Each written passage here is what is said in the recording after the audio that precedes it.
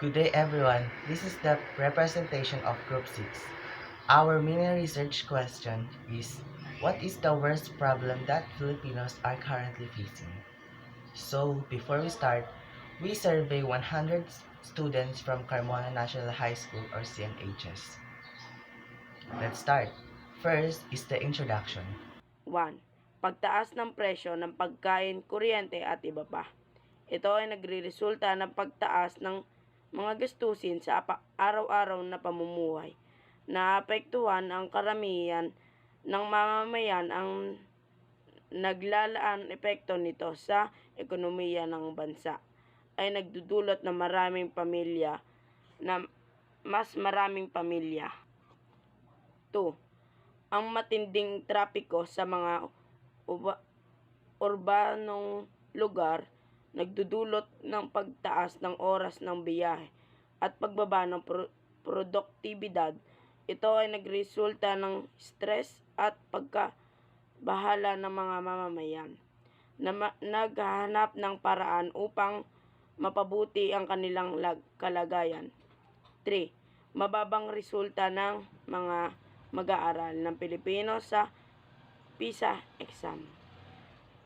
Nang nagpakita ng mga hamon sa sistema na edukasyon at pangangailangan para sa pagpapabuti, ito ay nagdudulot ng pangangamba at kakayahan ng mga mag-aaral na nakamit ang kalidad ng edukasyon. 4. Ang mababang SBC-ong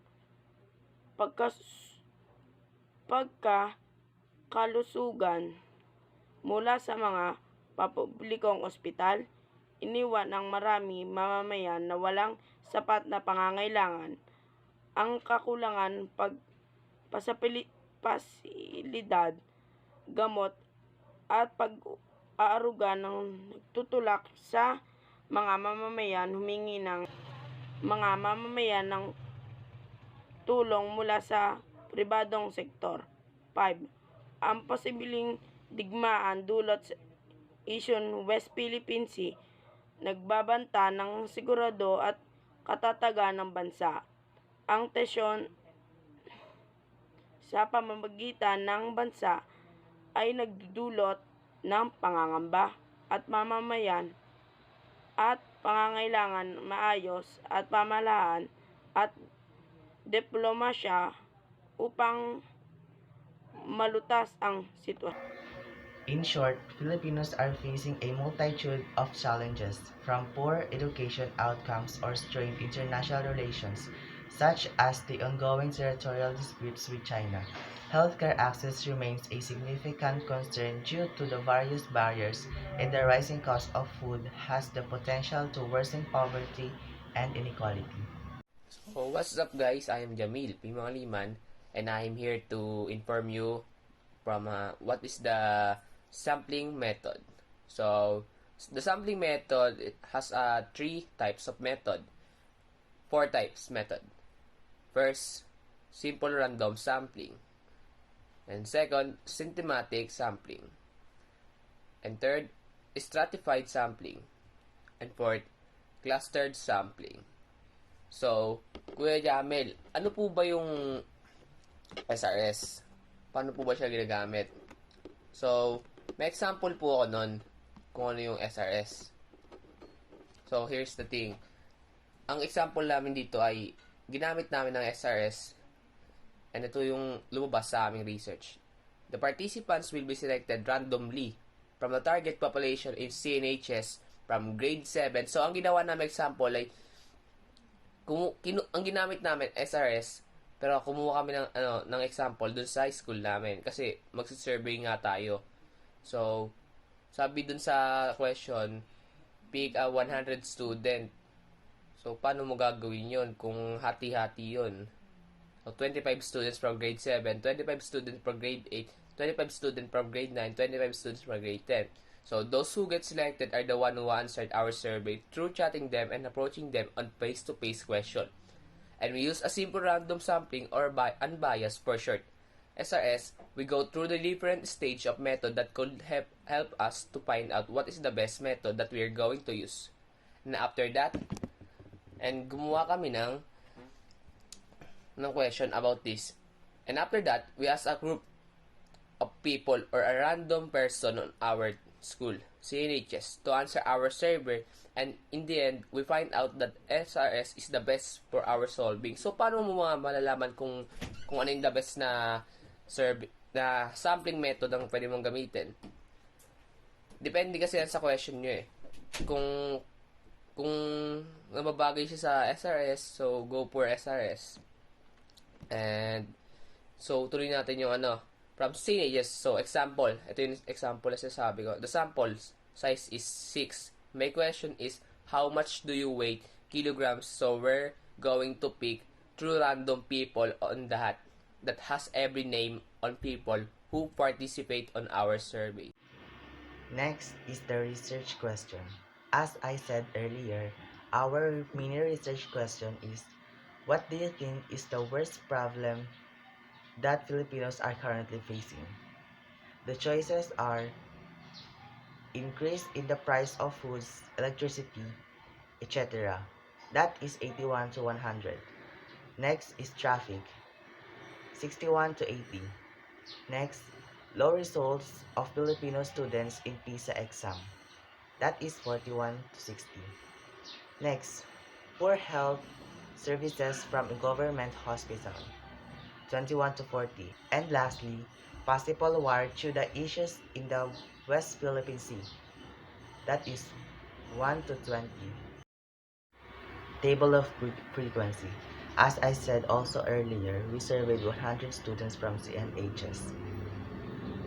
The class interval 81 to 100, ang sumagot po dyan ay 67 na tao. Sa 61 to 80 class interval naman po, ang sumagot naman po dyan ay 4 students po. Sa 41 to 60 class interval naman po, ang sumagot dyan ay 9 students. Sa 21 to 40 class interval, ang sumagot naman po dyan ay 6 students. At sa 1 to 20 class interval naman po, ang sumagot dyan ay 14 students. Is equal to, all is equal to, when you plus, kapag pinag-plus po pa lahat ng frequency na yan, or lahat ng sumagot na yan is 100. In cumulative frequency, kung ano po yung equals ng buong frequency, dun po tayo magsisimula mag-count. Ang kabuuan po ng frequency namin ay 100. So, from 81 to 100 class interval at 67 frequency, ang cumulative frequency po natin dun ay 100. Para po malaman next, ang cumulative frequency ng 61 to 80, i-minus lang po natin ang first cumulative frequency natin sa katapat po niyang frequency. Like, 100 minus 67 is equal to 33. Ganon din po ang gagawin natin sa next po. Next step lang po, ganun lang po. Next. Like, 33 minus 4 is equal to 29. 29 minus 9 is equal to 20. 20 minus 6 is equal to 14. Sa lower boundary naman po, mag-minus tayo ng 0.5 sa class interval. So, nasa mga unahan lang po. Like, 81 minus 0.5 is equal to 80.5. 61 minus 0.5 is equal to 60.5. 41 minus 0.5 is equal to 40 minus 0.5. 21 minus 0.5 is equal to 20.5. 1 minus 0.5 is equal to 0.5. Ganito ang ginawa namin para masolve at makuha ang sagot. Ginamit namin ang table of frequency para malaman kung nasaan ang quartiles, deciles, at percentiles. Ginamit din namin ito sa pagsusolve para makuha ang sagot. Sa quartile, una muna namin ginawa ay hinanap ang position. So, ang formula para mahanap ang position ay Q sub K. Ang K ay pwede maging 1, 2, or 3.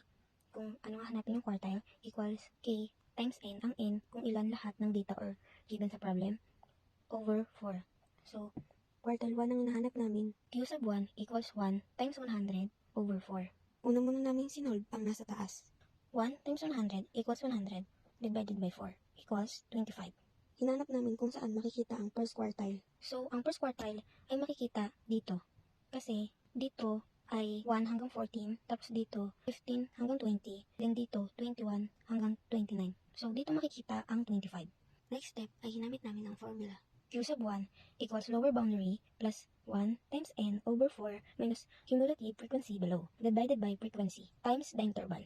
So, magiging Q sub 1 equals 40.5. Ang 40.5 ay lower boundary 1 plus times 100 over 4. Ito yung position minus 20. Ito yung cumulative frequency below divided by 9. Ang 9 ay frequency times 20. Ang 20 ay nakuha namin sa pag-minus nitong dalawa. So, itutuloy lang ang pagsusolve. So, 40.5 plus 25. Ang 25 ito yung sagot doon sa position. Minus 20 divided by 9 times 20. 40.5 plus 5 divided by 9. Ang 5 ay galing sa 25 minus 20. Divided by 9 times 20.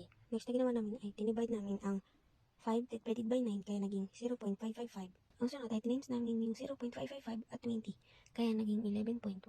Pinag-add namin ang 40.5 at 11.1 kaya ang final answer ay 51.6. Ang interpretation nito ay 25% of students answered 51.6 or below of our question. Ganun din ang ginawa namin para masolve at makuha ang sagot sa quartile 2 at quartile 3. Para naman sa decile, ang una din namin ginawa ay hanapin ang position. So, ang formula para mahanap ang position para sa decile ay d sub k equals k times n divided by 10. Mag-iiba ang denominator. Kung sa quartile ay 4, sa decile naman ay 10. Dito namin nakita ang pang 4th decile. So, same pa rin ang formula, mag-iiba lang yung sa position. Okay. D sub 4 equals lower boundary yung position minus cumulative frequency below divided by frequency times the interval. So, magiging D4 equals 80.5, ito yung lower boundary, plus yung position, yung 4 times 100 divided by 10, minus 33, ito yung cumulative frequency below, divided by 67, ito yung frequency, times the interval. Ang interval ay same lang sa quartile. Magtutuloy-tuloy yung solution. So, D4 equals 80.5 plus 40, itong 40, ito yung sagot sa position, minus 33, divided by 67, times 20.